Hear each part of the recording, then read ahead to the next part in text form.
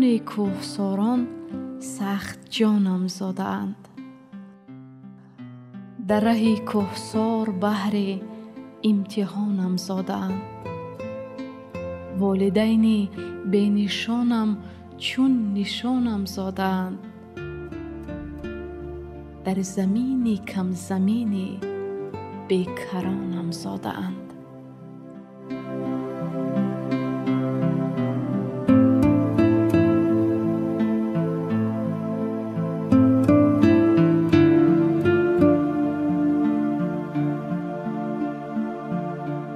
روستای میان کوه‌های سر به افلاک، دهه مزار شریف که 20 کیلومتر دورتر از مرکز شهر پنجکند جایگیر است، طبیعت دارد نظرربا و دیدنی.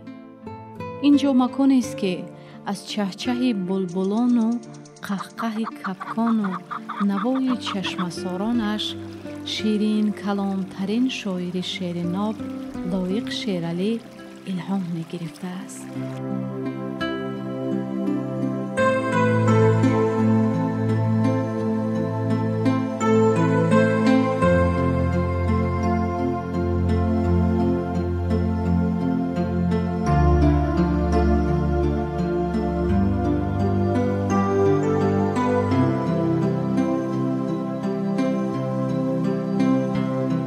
خانموزه لایق شیرعلی هوای شعر و شاعری دارد. هنگام وارد گردیدن و کلبه کودکیش در نزد صندلی کنج خانه مادر خوشنظرش را جستیم و در گهواره کودکی هایش زنگوله محبت مادر را.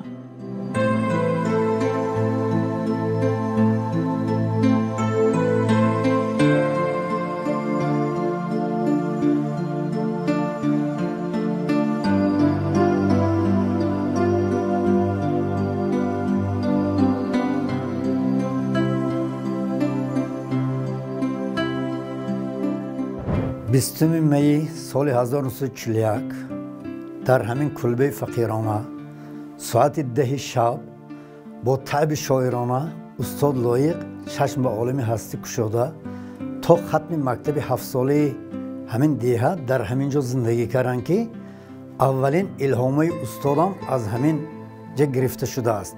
چقدر که وقتای پیش بالای بام ها شیفر نبود، وقتای باران میچکید، همین منظره استاد به شعر کوچاندند. این شب ترشروی بارانی کلبه مادرم به یاد آمد، بام او میچکید زی باران ها، در دلم عالمی بداد آمد همین کلبه.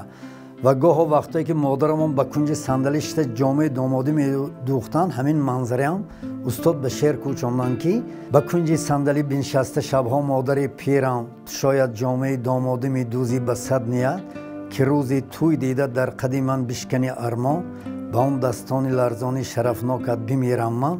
ایا مادر انا همین کنج صندلی و همین کلبه فقیرانه.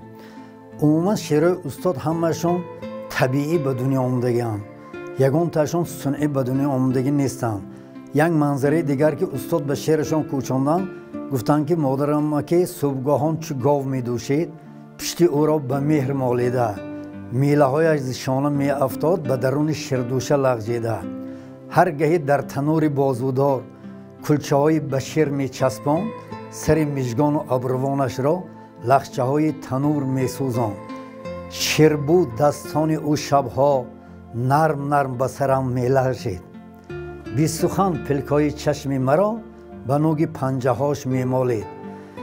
چقدر در دلم تمنا بود لیک از سادگی نمی گفتم، دستی او بر روی دلم و سها را شمرده می گفتم که همین منظره این از سر هممون گذشتگی. و باز وقتی که این همه مادرها میگونه همین منظره استاد به شعر کوچاندن. مادرم دائم میگفت وقتی خواب کن البته با پهلوی راست، آن همه کاری که نیت میکنی سر بکن با قوه بازوی راست. نان را دائم به دست راست گیر، پوش اول آستین راست را. گر ببندی عهد دست راست ده، دست چپ نی خیر دارد نی بقا. خورد بودم بی خبر بودم هنوز فرق بین دست چپ و راست چیست. خواب کردن سیر بودن مدعا در دست چپ و راست نیست. بعد فهمیدم مراد مادرم زین نصیحت هاش دیگر بوده است. با چنین پند و نصیحت ها به من راستی را تربیت بنموده است. پدرم دهقان بودند. بسیار میخواستند که استادم دهقان باشم که در یکی از غزل هایشان استاد همین را کوچاندند که پدرم ای پدر دهقانم تو همی خواستی دهقان باشم، نروم یک قدم از ده بیرون بنده مذهب و ایمان باشم. پدرم باز ببخشا بر من که نمانند تو من دهقانم. شاعری هم به مثل دهقانی است، شعر تخمی است که سبزد در دل.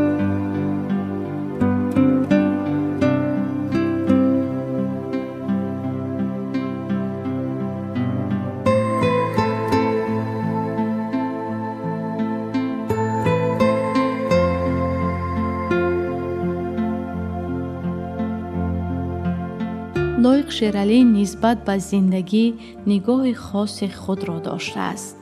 هر آن زیبایی که دیده است بر رشته نظم کشیده است که در هر مصرع شعریش میتوان ذوق والا و چشم زیبابینش را دید.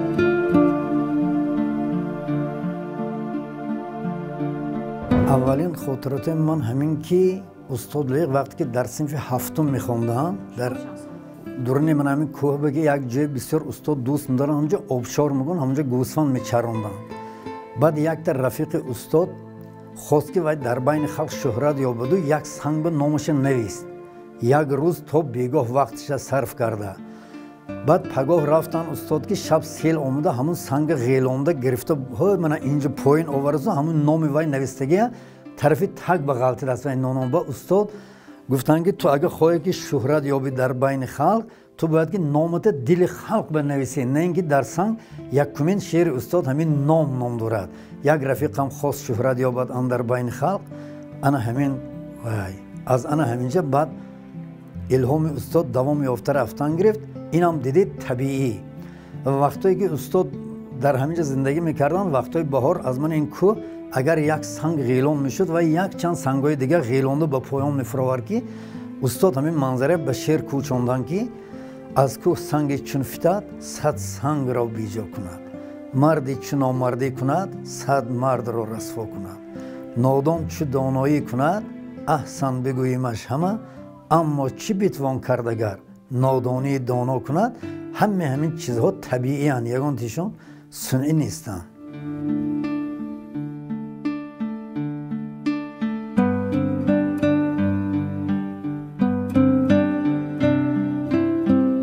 خانه بچگی استاد لایق شیرعلی که امروز به خانه موزه تبدیل داده شده است، به یک گوشه الهام بخش پیوندان و دوستداران شعر نابش تبدیل یافته است. در حجره کودکیش اسباب و انجامی که شاعر در روزگار استفاده می برد جمع آورده شده، حجره دیگر با عکس‌های استاد و ارمغان‌های هدیه شده آرا داده شده. در حجره سیوم باشد اشعار شاعر با کتاب‌های دوست داشته ترینش جمع آورده شدند.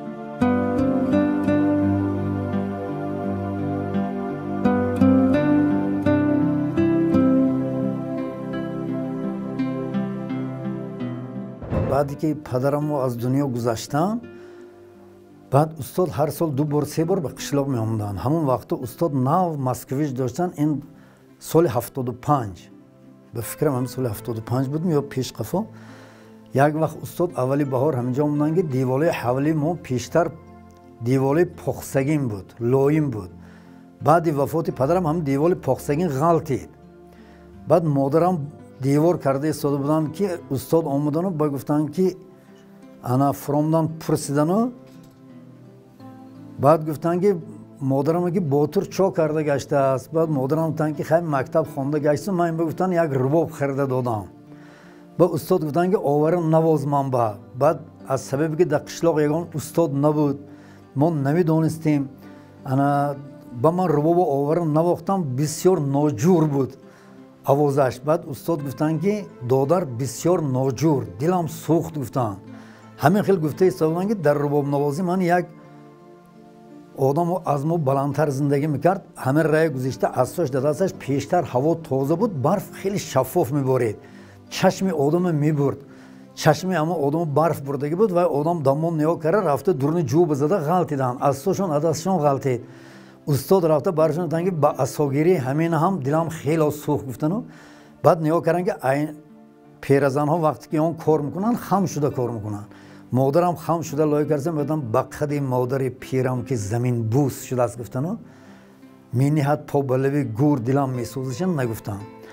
بعد ما از سببی که بچه بودیم نمیدانستیم، بعد چندین سال من فهمیدم که همون شعر با همون نغمه ناجور دلم میسوزد. استاد با من گفته بدین و هوای دهن همین نزدی در حولی من تولد شده بود از همون شعر که اینم طبیعی است.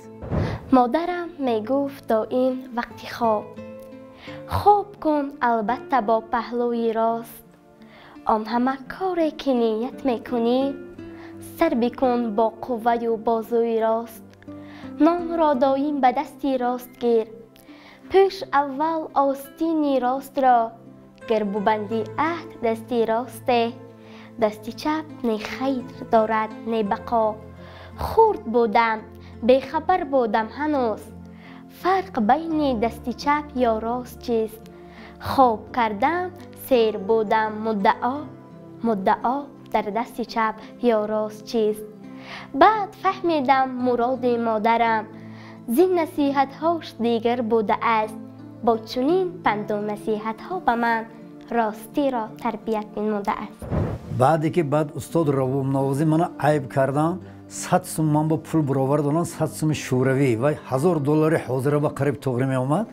گفتن که دادر بسیار ناجور نواختی، گفتن دلم سوخت، گفتن رفته سیمای نو میخری یا رباب نو میخری، گفتن آورده همین درست میکنی.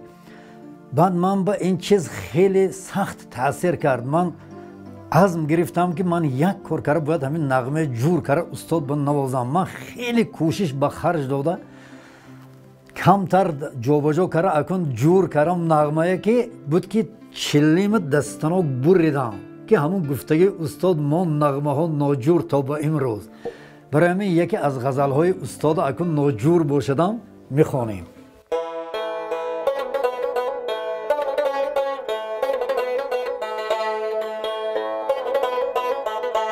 در جهان من نبودی، در جهان من بیا،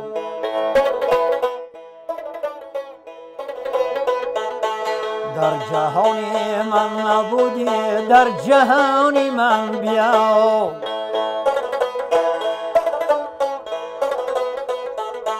خوشگمانی توستم، خوشگمانی من بیا.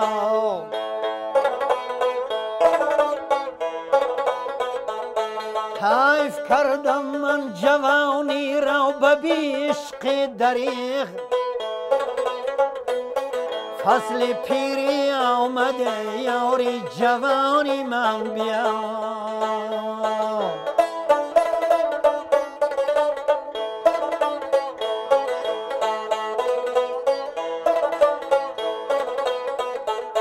در خزان افشان گل افشانی تو می باید مرا،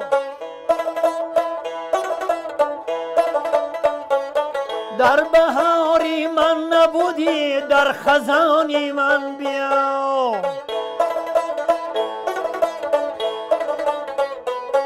با وصال دست نارسم چو دامانی افق، گر به دستم نیستی بر داستانی من بیا.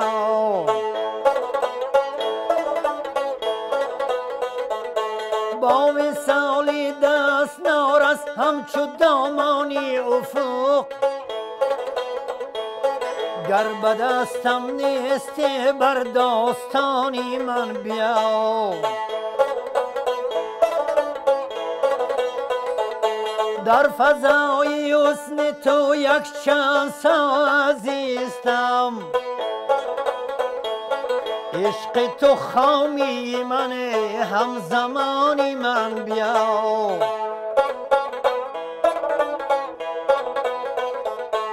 تا بدانی چیست قدر سوختنهای خموش در زمین دردهای آسمانی من بیا تا بدانی چیست قدر سوختنهای خموش در زمین دردهای آسمانی من بیا بعد مردن هم درون گوری تار عشقی مرا خاک میداند بیا بر خاکدانی من بیا در جهانی من نبودی در جهانی من بیا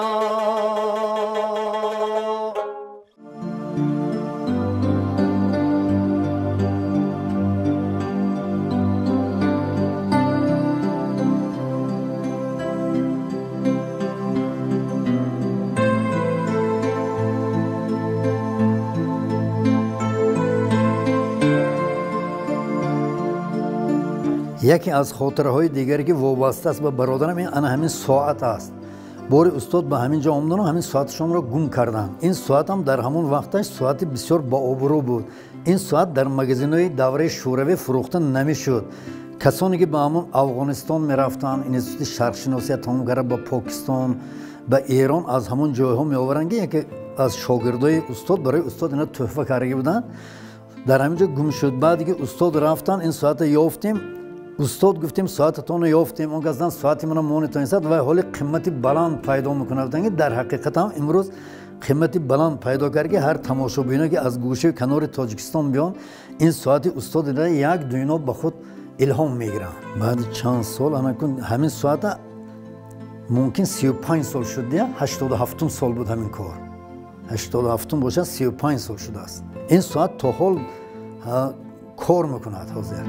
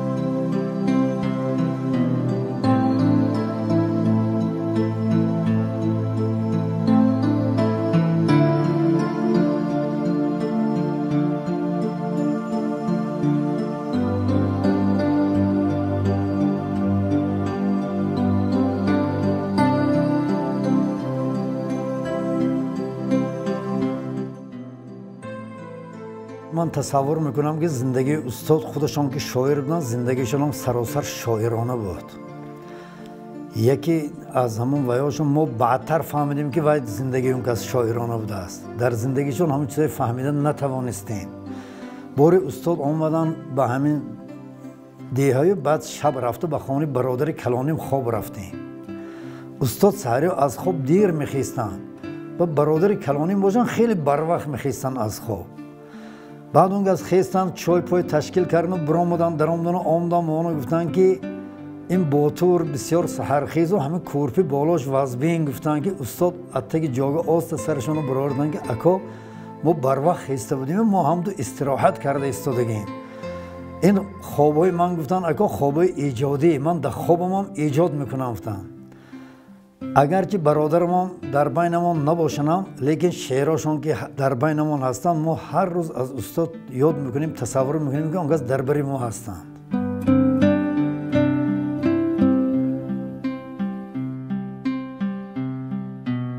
در خانه کودکی لایق شیرالی که از جانب پیوندان و دوستداران شیرینابش به آثارخانه خردکک تبدیل داده شده است، در فانوس تا به حال مانده‌اش نشان از شب‌های بیخوابیش را می توان دید و در تیق ساعت از کار نماندهش تپیش قلب پرمهرش را شنید و در دو تاز کودکان همدیهش شوخی های کودکیش را تصور کرد.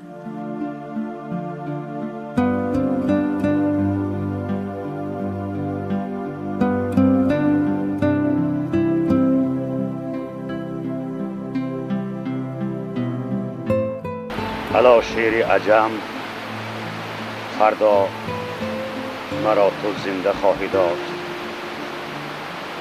الا شور دل دنیا، مرا تو زنده خواهی داشت. وزیر سنگ های ثابت و سیار گردون ها، الا البرز پابرجا، مرا تو زنده خواهی داشت. بسا شیر تری دنیا بود اندر لبی دریا، الا شیری تری دریا، مرا تو زنده خواهی داشت. دلم روزی اگر از درد شیر و عشق می میرد، الا عشق جهان آرا، مرا تو زنده خواهی داشت. سخن پیدا و ناپیدای هر خلقی سخن ساز است، الا پیدا و ناپیدا، مرا تو زنده خواهی داشت.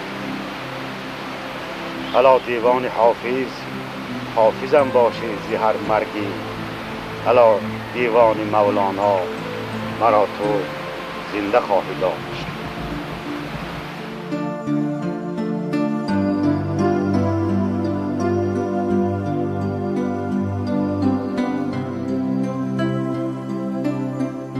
پس از دیدن طبیعت نظرربای این دهه دوردست که هوای شعر و شاعری دارد، میتوان گفت که سرچشمه ایجاد شاعران خوشکلام طبیعت ناتکرار وطن است.